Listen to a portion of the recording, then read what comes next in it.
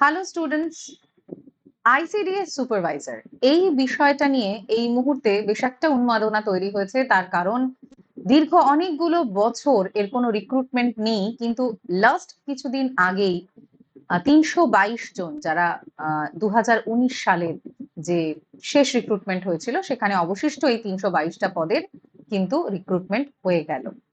সেই কারণেই কিন্তু এই আইসিডিএস সুপারভাইজার পদ যে আসতে চলেছে, মেয়েদের জন্য একটা সুবর্ণ সুযোগ আসতে চলেছে, এই বিষয়টা নিয়ে কিন্তু সে অর্থে আর সন্দেহের অবকাশ নেই। কারণ যেভাবে নতুন সরকার বিভিন্ন পরীক্ষাগুলির নোটিফিকেশন আনছেন এবং বিভিন্ন পরীক্ষাগুলির বিষয়ে বিভিন্ন ডিক্লারেশন করছেন, আইসিডিএস সুপারভাইজারও কিন্তু একটা অত্যন্ত প্রমিসিং পরীক্ষা, স্পেশালি মেয়েদের জন্য। এটার জন্য কিন্তু এখন থেকে তোমরা অবশ্যই প্রস্তুতি শুরু করতে পারো। আইসিডিএস সুপারভাইজার পদের জন্য কি সিলেবাস হতে পারে, কিভাবে আমরা প্রস্তুতি নিতে পারি, সেই বিষয়ে একটু ইলাবোরেট আলোচনার জন্যই কিন্তু এই সেশন। তো চলো দেখে দেওয়া যাক যে কি সিলেবাস রয়েছে আমাদের। এই পরীক্ষা কেন মেয়েদের জন্য উপযুক্ত, কেন দেবে এই পরীক্ষা? সরাসরি ডাব্লিউবিসিএস গ্রুপ সি লেভেলের পরবর্তী যে প্রমোশন হতে পারে, অর্থাৎ গেজেটেড অফিসার পদে কিন্তু তোমার প্রমোশন হতে পারে আইসিডিএস সুপারভাইজার থেকে। ঠিক আছে, তো সেটাতে আমরা পরে আসছি। আমরা ধাপ 1 অর্থাৎ স্টেপ 1 আইসিডিএস সুপারভাইজার এটাকেই প্রাথমিক লক্ষ্য রেখে আমাদের বিষয়টাতে ফোকাস করতে হবে। কারণ মেয়েদের জন্য এটা একটা খুব ভালো পদ। এখানে জব স্যাটিসফ্যাকশন থেকে শুরু করে একটি মেয়ের যেমন মাল্টিটাস্কিং থাকে, সেটা সামলেও কিন্তু তারা এই কাজটা খুব ভালো করে করতে পারে। বয়সের বিশেষ ছাড়, বয়স নিয়ে চিন্তা নেই, কারণ জেনারেলদের জন্য এই যে ৩৯ বছর ছিল এর কিন্তু পরিবর্তন হয়ে গেল। এর সাথে কিন্তু 5 বছর অলরেডি অ্যাড হয়ে গেল, +5 কিন্তু এটা অলরেডি হয়ে গেল, অর্থাৎ এটা কিন্তু 44 ইয়ার্স হয়ে গেল। এরপরে তো সরকারি নিয়ম মেনে প্রত্যেকে ছাড় পাচ্ছেন ওবিসি এসটি দের ক্ষেত্রে।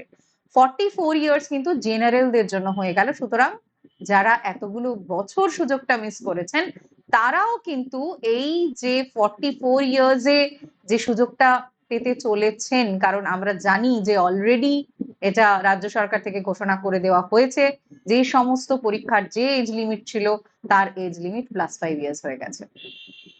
সুতরাং 44 ইয়ার্স পর্যন্ত সুযোগ কিন্তু তোমরা সবাই পেয়ে যাচ্ছ। এই পরীক্ষার 3টে ধাপ হয়।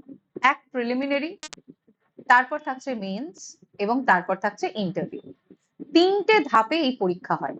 100 নম্বরের প্রাথমিক বাছাই পর্ব থাকে, 400 নম্বরের ডেসক্রিপটিভ থাকে, আর 50 নম্বরের ইন্টারভিউ থাকে।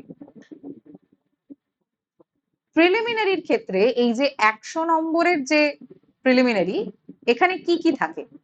সব থেকে বেশি এখানে যেটা আসে সেটা হচ্ছে স্ট্যাটিক জিকে, ইতিহাস, ভূগোল, পলিটি, ইকোনমিক্স। এখানে সায়েন্সের কোয়েশ্চেনটা একটু কমই আসে বলতে গেলে। আর্টসের প্রশ্নটা এখানে বেশি আসে, বিশেষ করে ইতিহাস, ভূগোল, পলিটি এবং ইকোনমিক্স। অ্যারিথমেটিক থাকে সম্পূর্ণ মাধ্যমিক স্তরের, আর থাকে ভার্বাল এবং নন ভার্বাল রিজনিং। তবে এখানে তোমাকে সব থেকে বেশি গুরুত্ব দিয়ে যেটা পড়তে হবে সেটা হচ্ছে জেনারেল নলেজ, এবং সেটা অবশ্যই স্ট্যাটিক জিকে, ইতিহাস, ভূগোল, পলিটি, ইকোনমিক্স সবটা। ঠিক আছে, নেক্সট মেন্স পরীক্ষার কাঠামোটা আমাদের একটু জেনে নিতে হবে। মেন্স পরীক্ষাটা কিন্তু 10ম শ্রেণীর মানের হয়। 10ম শ্রেণীর মানের এই পরীক্ষাটা হয়। পেপার 1 ইংরেজি 100 নম্বরের হয়। পেপার 2 আমাদের ক্ষেত্রে মেনলি আমরা বাংলা ধরি, কিন্তু যাদের হিন্দি, উর্দু, নেপালি বা সাঁওতালি ভাষা আছে তারা এই ভাষায় 100 নম্বরের পরীক্ষা দেবেন, অর্থাৎ ল্যাঙ্গুয়েজ 1 ল্যাঙ্গুয়েজ 2 করে এখানে পরীক্ষাটা হচ্ছে। ইংরেজি এবং বাংলা অথবা হিন্দি অথবা উর্দু অথবা নেপালি অথবা সাঁওতালি 100 100 200 নম্বর। পেপার 3 থাকছে জেনারেল স্টাডিজ। জেনারেল স্টাডিজটা এখানে 100 নম্বর থাকছে। এখানে নারী এবং শিশু কল্যাণের উপরেই প্রশ্নগুলো বেশি থাকে। এবং পেপার 4-এ পাটিগণিত, রিজনিং এটা 100 নম্বরের থাকছে। এই টোটাল 400 নম্বরের পরীক্ষা। টোটাল 400 নম্বরের পরীক্ষা তোমাকে দিতে হচ্ছে, ঠিক আছে, মেন্সের ক্ষেত্রে। এবং যখন তুমি প্রিলির প্রস্তুতি শুরু করছো, তার সাথে সাথে যদি তুমি মেন্সের প্রস্তুতিটাও শুরু করো, সেটা কিন্তু বেস্ট হয়। কারণ যারা সফল হয় তারা কিন্তু মেন্সের প্রস্তুতিটা বেশ খানিকটা আগেই শুরু করে। অর্থাৎ তুমি প্রিলির প্রিপারেশন নিচ্ছ, তার সাথে সাথে মেন্সটা তৈরি করছো। তোমার প্রিলি একেবারে প্রিপেয়ার্ড হয়ে গেছে, কিন্তু তোমার মেন্স কিচ্ছু প্রিপারেশন হয়নি, তুমি প্রিলির রেজাল্ট বেরোনোর পর একেবারে সমুদ্রে পড়বে, মহাসাগরে পড়বে বলা যায়।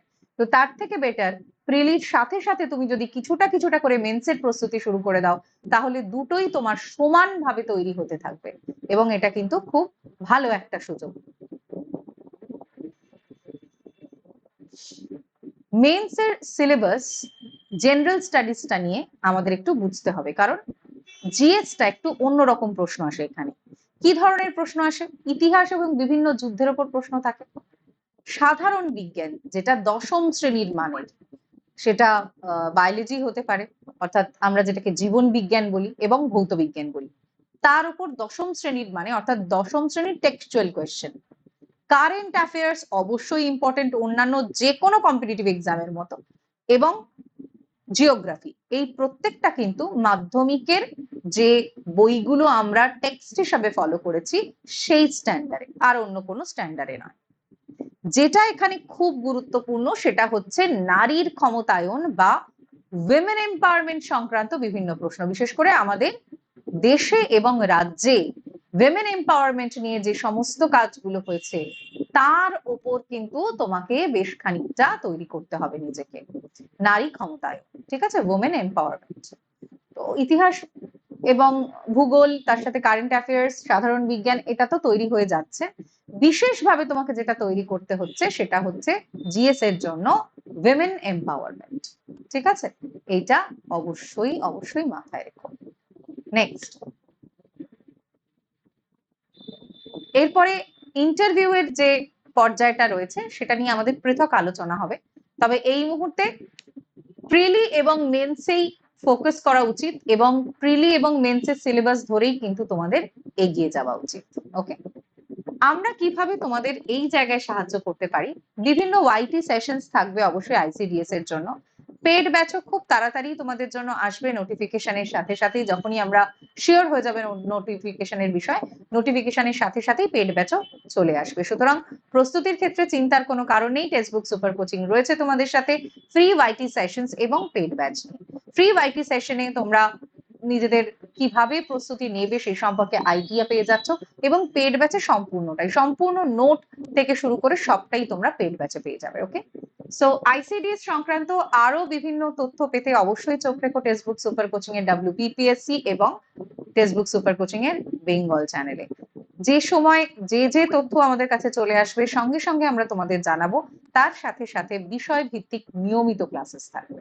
ওকে, সো সময় নষ্ট না করে মেয়েরা অবশ্যই অবশ্যই প্রিপারেশন শুরু করে দাও, প্রিলিমিনারি এবং তার সাথে সাথে মেন্স সম্পর্কেও ধারণা তৈরি করা শুরু করো।